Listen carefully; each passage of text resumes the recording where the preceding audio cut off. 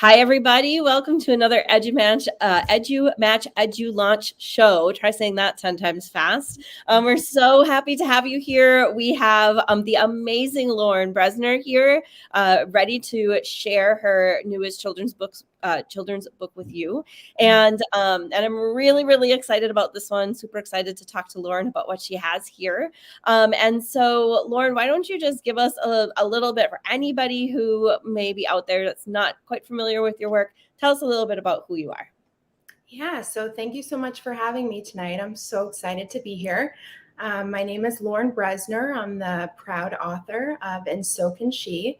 I'm originally from New Jersey. I grew up in the Princeton area.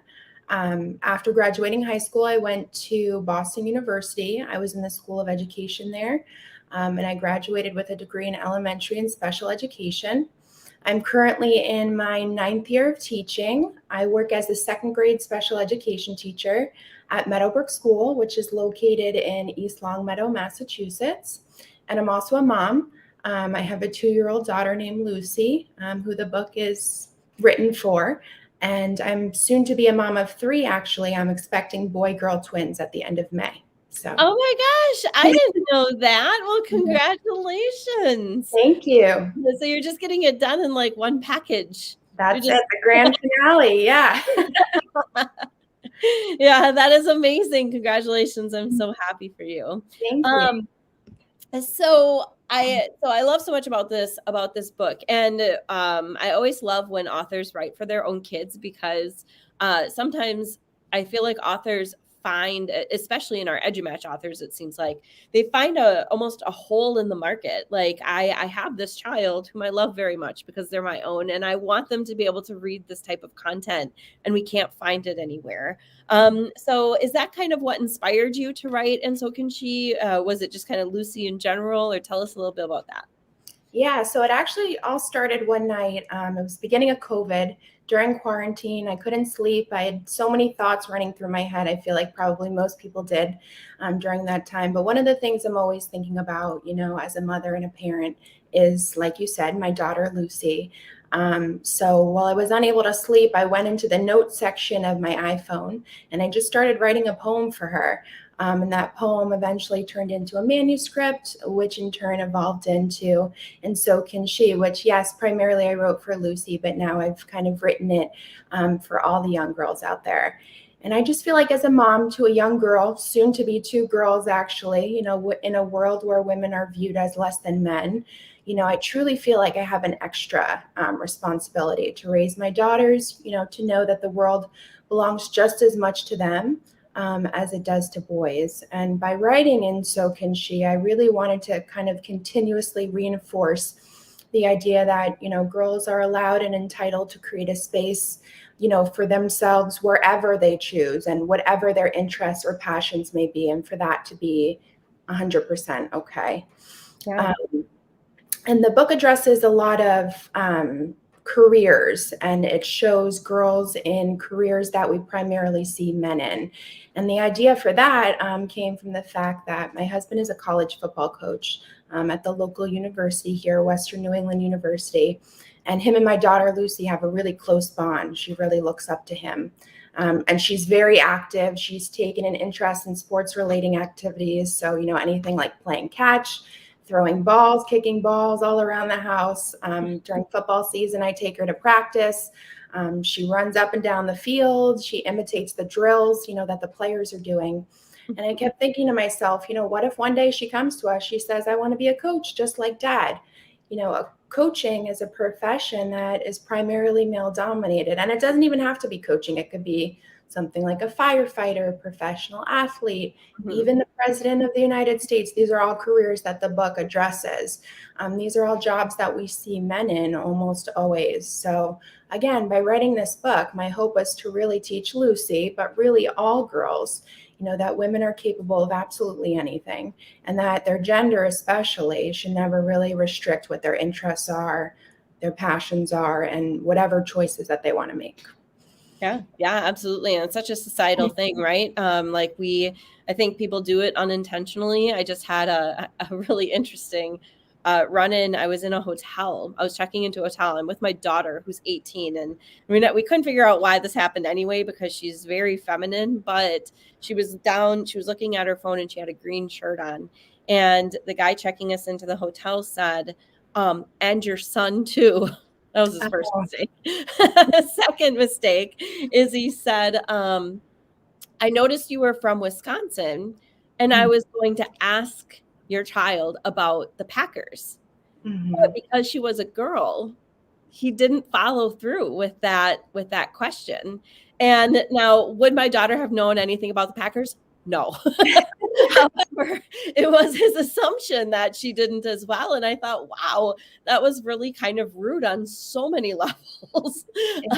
But it's that type of thing, that sort of underhanded or underlying those underlying assumptions, that because my daughter's not male, she wouldn't know anything about football, and all of those little things are what add up to things like are in your book, where people assume that girls go into certain professions. My daughter's doctor, pediatrician, she wants to be a doctor. He turned around to her the other day and he said, "But what about being a nurse?" And it's all that little stuff. And I think that if you're not paying attention, you don't notice that it really happens all the time from the best people, you know? Yeah, and I think you nailed it when you said that a lot of times it's really unintentional. And I think Hmm. that's why books, especially children's books, targeting the youngest audience possible, why it's really important to write books surrounding topics like this one. I feel like if we can reach the youngest audience possible, we're really helping to squash the gender biases and stereotypes from the start. And then hopefully, in turn, that can create a better future for everybody. So, Yeah, yeah, absolutely. I agree. I love that. Um, so when we are talking about, obviously the book is made for young girls, like who else would the audience include, do you think, on that? yeah, so the book is written, for children anywhere from the preschool age to fifth grade, depending on reading level. Most likely, a preschooler or kindergarten child won't be able to read it on their own, but it creates a wonderful read aloud for those classrooms and to bring to light, just like I had mentioned before, these topics and to spark discussions among students. And although, yes, the target audience is young girls, like you mentioned, I really do want to stress that the book is extremely educational for both boys and girls. I feel like it's just as important for us both as parents and educators to teach our sons or male students about gender equality, in order to create an environment where women are respected and treated equally. It's just important for boys to know about this as it is for girls. So Yeah, yeah, for sure, because they're the ones in some cases that are setting the stereotype, right? Uh, exactly. it really takes the person who's empowered to make those changes, and that is not necessarily women. So, yes, love everything that you say. What would you say? And this is a little bit off the cuff question, so forgive me for audience members. We sometimes have our questions kind of planned, but what is your favorite part in the book? Is there like one specific part that you really resonate with, do you think? There are a couple different parts, but if I had to narrow it down, it would definitely be one of them would be the beautiful illustrations. And shout out to my illustrator, Carolyn Park. She did such an amazing job, capturing the story and the message that I was trying to convey. But I think, especially for young children, you really have to draw them in and maintain their attention throughout a story, even if it's a very short story and only a few pages, like in So Can She. And she used so many vibrant, beautiful colors throughout the story to help draw children into it. And also, she made sure that all girls and all children can identify with the book. She made it the characters very diverse. And I really love that because we're not just looking to target one type of girl. We're looking, for all girls to be able to relate to this and see themselves within the story. The other thing I love about the book is that it rhymes. I've just always been attracted to that. I love Dr. Seuss, Shel Silverstein, all those authors growing up reading their poems and their stories. And I just feel like, especially for young children, we have to give them something that they can remember. And this message is so important. It's something we want them to remember. And rhyme is something that's easy to remember. The line, "and so can she," is repeated over and over again throughout the book, and it rhymes with whatever career it's talking about before that. I mean, even if we think about Dr. Seuss, "Oh, the places you'll go," I mean, that is such an important message. How many times do we quote that book or give that book, Yeah. to people when they graduate? So I would say, in terms of the writing, I love that it rhymes, and the illustrations and inclusion and diversity that goes along with that. Yeah, that's awesome. I love your point about the rhyming, Mhm. and that's true. It's just more fun to say when it rhymes. So, Exactly, and uh, it's so easy to remember, yeah. especially for little kids, so I thought that that was a perfect way to kind of get the message across. Yeah, yeah, absolutely. I love that. And I even just love the title and sort of the tagline, "and so can she," because it says, like, it's only 4 words, but so Mhm, much is said in that little piece. There's the idea that we have to take it on to somebody else and to help people understand that they can too. mhm, And I really, yeah, I love the title, and I love the rhyming, but the reason for the rhyming is awesome as well. mhm. Thank you. So we're gonna make sure that people can find you. Tell us a little bit. Like, I know that they can find you in more places than just on Twitter. So why don't you tell us a little bit about where they can find you? Yeah, so I just created a Twitter, as you can see at the bottom of the screen here. I also have an Instagram. My name is L Pleat Brez on there. It has my maiden name and my married name kind of combined there. And I'm also on Facebook under Lauren Bresner. So I have all those social media outlets. All right, awesome. And then what other resources do you have for readers, or where could they find more resources and the book and things? Yeah, absolutely. So there are also other children's books out there with, similar ideas and concepts that, parents and teachers can incorporate in their libraries.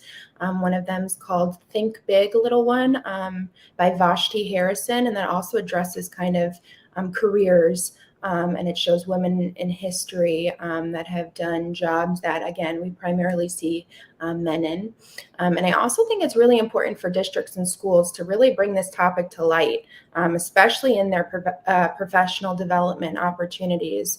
I think it's really important, especially as an educator myself, to learn how to address this topic appropriately. It's such a big topic now. And to make sure that, we ourselves as teachers are creating a learning environment and curriculum for students that's free of gender stereotypes. Because, like we were discussing at the beginning, like a lot of times it's not intentional. And we as teachers are probably guilty of it sometimes as well. So to really have further our education on, gender bias and making sure we're creating everyone equally in our classrooms. Yeah, yeah, I love that. We had I work for through the Dell organization. I work for Girls Who Game, which how it gives students female students the ability to take a look at some world problems and solve them through the use of Minecraft. And last season, one of the focuses was gender. Mhm. And I had a really good discussion with one of the teams because the way they had addressed gender in a library was by adding in a few books on women. and so and that's and it's so difficult to have those conversations with girls because you don't want to constantly reiterate that there isn't equality while still addressing that there isn't equality. Mhm. And so we had a really good discussion on, is a few books in a library going to make it, more acceptable or more equal for women. Yeah. And part of that idea comes from teachers and families and parents not knowing how to address that, not knowing how to answer that. Like, what does it really mean? And so I think that this book is a fantastic way to start those conversations and to talk about why these conversations are important in a way that's fun and delightful and colorful and all the things of a children's book. So Absolutely. It's such a difficult topic to address, especially with little ones. So hopefully yep. my book can get out there to both schools and homes, and it could be discussed, like you said, in a bright and fun way with both girls and boys. Yeah, absolutely. Well, Lauren, it has been such a pleasure speaking with you tonight. And as usual, you are such a sweetheart. I absolutely love talking to you anytime we do. Thank you. And for everybody else, just so you know, you can find Lauren's book on Amazon. You can find it on Barnes & Noble. You can find And So Can She on edumatchpublishing.com.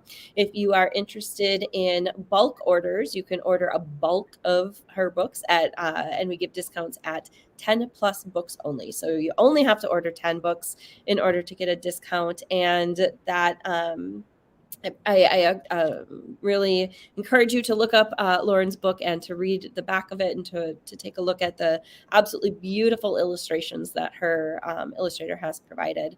So thank you, everybody, for joining us tonight. And I hope that you have an amazing night. And Lauren, congratulations on your launch. Thank you so much, Mandy. Take care. Have a great night. Thank you, everybody. Yeah.